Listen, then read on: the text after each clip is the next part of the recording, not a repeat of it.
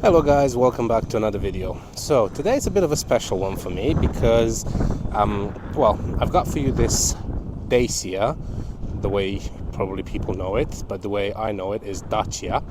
And the reason it's a bit special for me is because this particular car comes from my motherland. We have the same roots, so it is a Romanian brand, and I am also Romanian. Not a brand, but I am Romanian. As always, I'm just going to do a quick walk around just so you can see the condition of the car, which is absolutely beautiful, by the way. And I'm going to give you some details about it, and we'll jump inside, and I'm going to show you the interior, and so on and so forth. So this particular car comes with the registration number Romeo Oscar 15, Romeo Kilo Kilo. And as I said, this is a Dacia Duster Laureate DCI. Comes with a 1.5 litre diesel engine, which is probably the best engine they've ever put in the Dacias, and it's probably one of the best engines Renault has. It puts out 107 brake horsepower, and it was first registered on the 30th of April 2015. I'm sorry for the beeping, there's a lorry backing up there. So it was first registered on the 30th of April 2015, and it has a valid MOT until, it's just been MOT, let's put it that way, literally today. And today it's the 22nd of January, so it's probably it definitely has an MOT valid until January 2025. But it just went through its MOT and it passed without any advisories. And to be honest, I'm not surprised at all, because it is absolutely mint.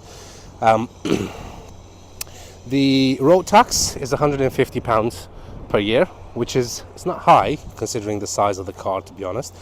It sits in the 11A insurance group, so it's very, very, very low in the insurance bracket, which basically means it's not going to cost you a fortune to insure this thing. It has a CO2 output of 127 grams per kilometer. And in terms of fuel economy, you can expect to get about 50 miles per gallon around town, which is phenomenal for a car of its size. And it puts out about 61 miles per gallon on a motorway run, which again is absolutely phenomenal for a car of its size. Top speed it's got a top speed of 105 miles per hour, and it has a 0 to 60 time of 11.8 seconds. So it's not the fastest thing out there, but then again, it's not really a car that was built for speed. Careful there, buddy. Anyway, thanks for the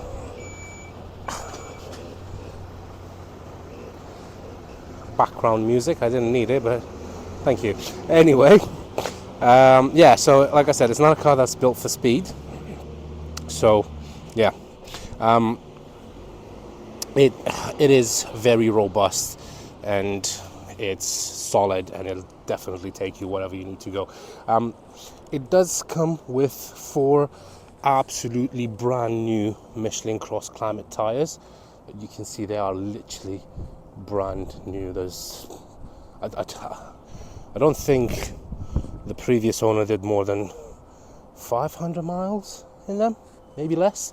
I don't know. I don't know exactly, but they are literally brand new. So, and they're all 4 of them Michelin Cross Climates. So, yeah, probably help if I would unlock the car, wouldn't it? It does come with 2 keys as well. Standard Dacia key. Press the button to unlock it, and it. Do you know what? I know it's not a premium brand, and I know Dacia is probably one of the cheapest, if not the cheapest, new car that you can buy. But honestly, the feel of the materials are solid. I mean, I've seen worse material in higher end class cars. So yeah, not bad Dacia, not bad. It does have all 4 electric windows. The seats are in absolutely lovely condition. There's no tears or rips or anything like that on them. You got a big glove box, and the OBD2 port is right over there. I know a lot of people probably won't never need that, but I was looking for it like crazy underneath the dashboard, and then I found out it's there. Of course it's there. why wouldn't it be there? No other car has it there, so let's put it there. Anyway, I do love the way they wrote Duster on just to remind you what car you're driving. Oh yeah, it does have these roof rails, which do help out a lot if you want to put like one of those coffee boxes on top of the car. Moving over to the rear, again, same thing, electric windows, and again, seats, absolutely lovely. Like I said, there's no tears or rips or anything like that anywhere in the seats.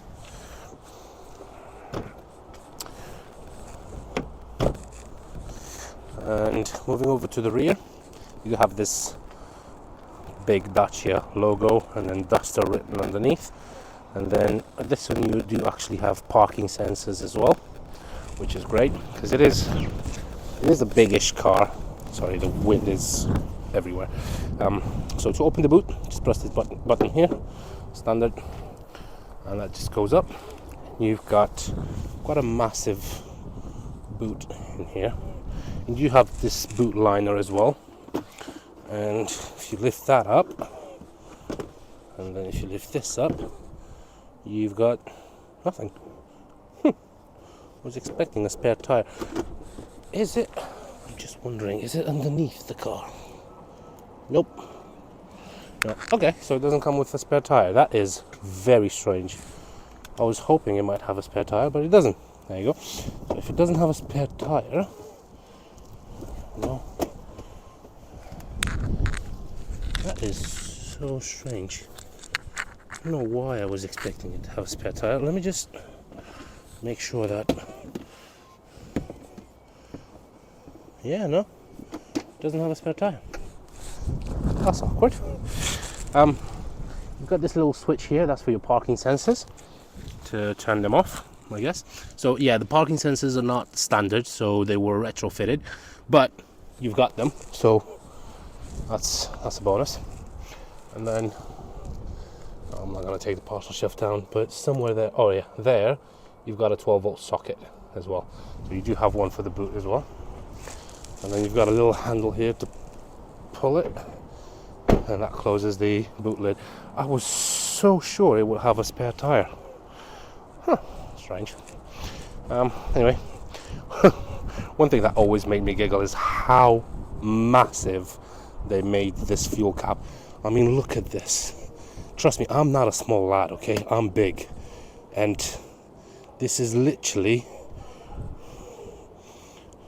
well, it's like 3 times the size of my hand for that. So they've done all this for that. Nice one. Anyway, moving on. Hey, I said this car comes from my country. I didn't say it's a great car, okay? And it's a very well thought of. But I mean, don't get. It is a good car, okay? It's not a great car. Let's be honest. It's a Dacia. It's one of the cheapest cars you can buy on the market. But does that make it bad? No. Does that make it premium? Hell no. But does that make it affordable and easy to run and cheap to run and decent? Yeah, hell yes. So if you are looking for a Range Rover, by all means go and buy a Range Rover. Spend 50 grand on a Range Rover. But you know, I do have a saying. I heard it from someone, and I think it's very accurate. And probably Range Rover fans are going to hate me for this, but the Range Rover is the most comfortable car to wait for the recovery truck in, because those things break like there's no tomorrow. Anyway, moving on. I do have this lovely Dacia to review, not talking about Range Rovers.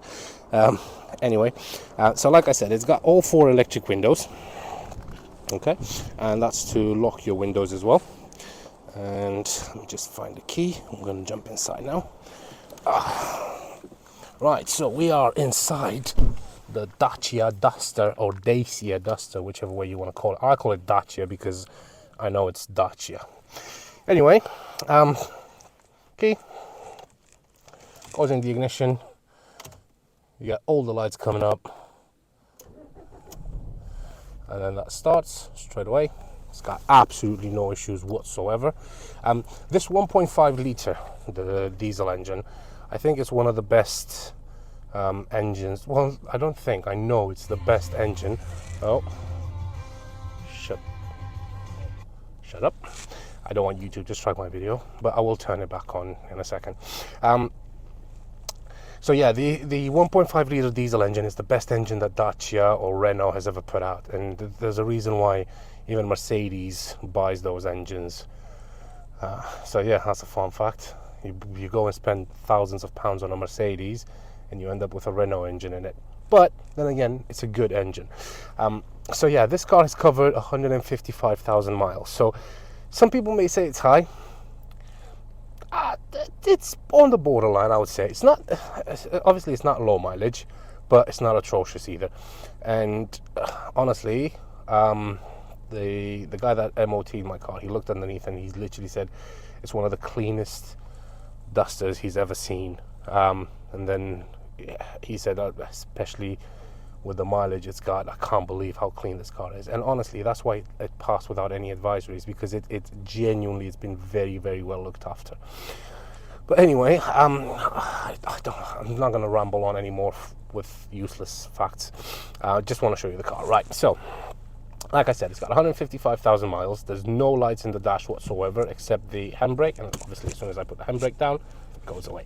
It's got a multifunction steering wheel, and by multifunction I mean you can control the cruise control, because yes, it does have cruise control. And over here you've got this little joystick thing which Renault uses to control the media and the volume and everything. And then obviously you've got your lights on the left, and then your window wipers on the right. Moving over a little bit to the center, so you've got a big cubby there, you've got another cubby there, and obviously you've got your glove box, which I've just showed you.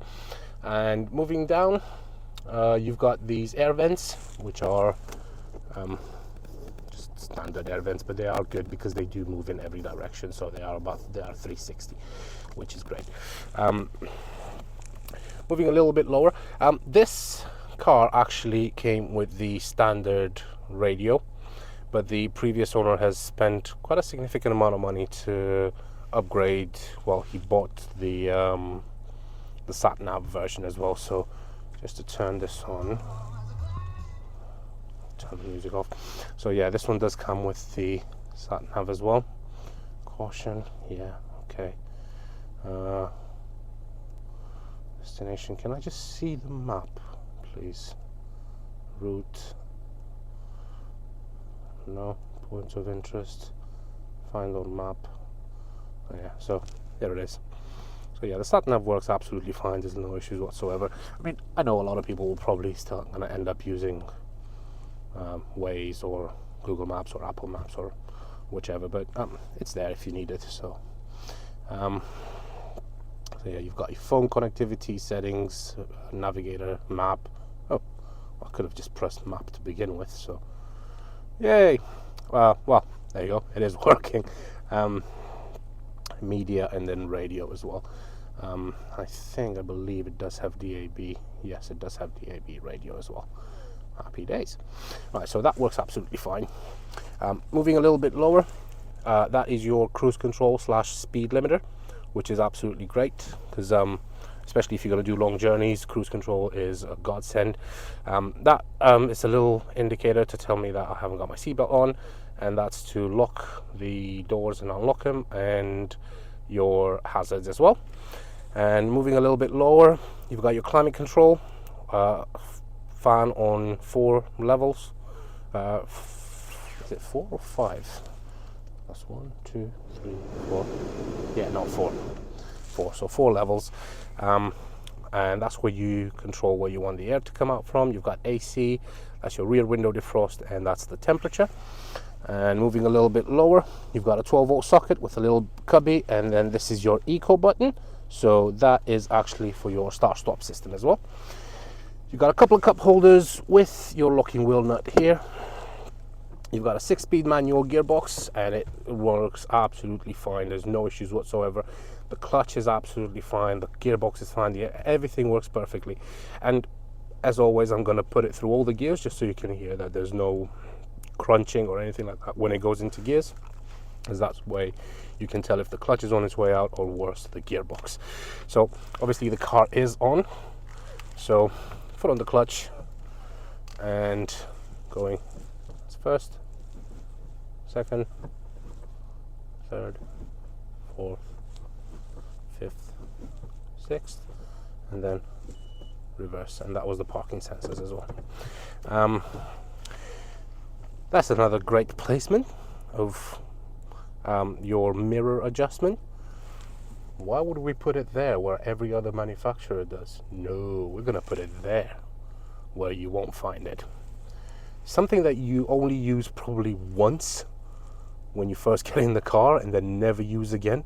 Let's put it dead in the middle where we could have put something else that was more useful. Anyway, that is to adjust the mirrors, as you can see. So that is working absolutely fine. And then over here you've got your good old manual handbrake. And if you've watched any of my other videos, you know that I love manual handbrakes. I'm not a big fan of the automatic ones, electronic ones, whatever. Up here, nothing exciting, just 3 lights. Ooh, just noticed these are white LEDs. Ooh, fancy. So yeah, somebody has spent quite a bit of money on this thing. It does have a very good service history. The cam belt, I think it's been replaced in 2019, so that was about 5 years ago.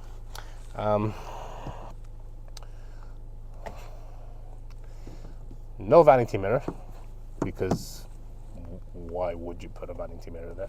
But it does tell you that if you do a wheelie, you're not gonna be able to go around the bends, and you need to wear your seatbelt. Anyway, yeah, that's pretty much it. There's not much else I can show. The thing is, it's a very basic car. Okay, it's a very basic car that will take you from A to B very comfortably, I would say, because it is very spacious. It is cheap to buy, cheap to run, cheap to insure, cheap to tax. What else do you want? It is an SUV. It's got a very, very high guard. So, I don't know, snow, whenever, if ever we get it here, it's literally no issue whatsoever. I mean, I know it's not a 4x4. It's only a 2-wheel drive, but do you really need a 4x4? Unless you live, I don't know, somewhere up north, like in Scotland, or because where I'm based in Cheltenham, well, Gloucestershire, we barely get any snow, and 4x4 is just a waste of money, because you pay more for the car, it's costing you more in petrol, it's more high maintenance. Why would you want a 4x4? Anyway, I guess everybody's different, and that's what makes us special, because everybody's different. But yeah, like I said, this is a basic car.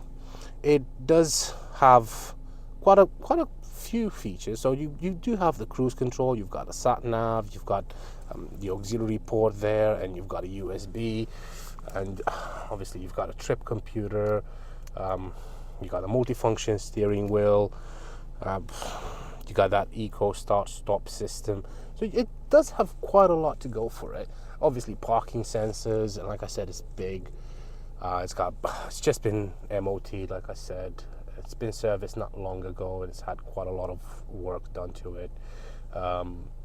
It's got brand new tires all around. Everything is absolutely perfect. So anyway, as always, I'm just rambling on. I've just done it again for 20 minutes, and probably 6 of them are about the car.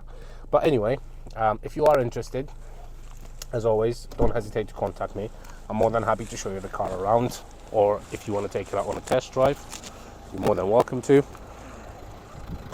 As you can see, the car is running at the moment, and of course you can probably hear it because it is a diesel at the end of the day, and diesels tend to be a little bit noisier than petrols, but it is, well, it is what it is.